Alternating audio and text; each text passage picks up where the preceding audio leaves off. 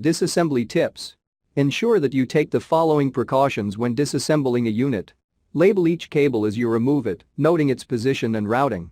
This will make replacing the cables much easier and will ensure that the cables are rerouted properly. Keep all screws with the component removed, if applicable. The screws used in each component can be of different thread sizes and lengths. Using the wrong screw in a component could damage the unit.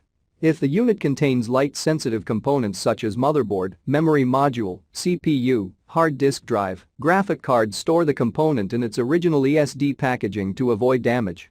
Please read the description below for more details about tools used to removal and replacement, static electricity.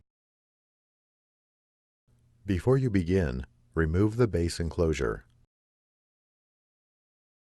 Warning: to avoid personal injury and damage to the product, use extreme care not to puncture, twist, or crack the battery. An internal puncture or rupture to the battery has the potential to cause a short, which may result in a thermal event. Removal: remove the 4 5mm P1 Phillips head screws that secure the battery to the top cover.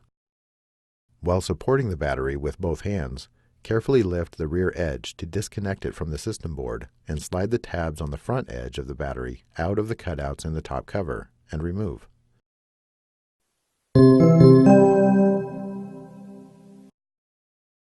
Replacement: while supporting the battery with both hands, tow the tabs on the front edge of the battery into the cutouts in the top cover and lower it onto its connector on the system board. Replace the 4 5mm P1 Phillips head screws that secure the battery to the top cover. Thanks for watching. Please click subscribe for more videos and weekly updates.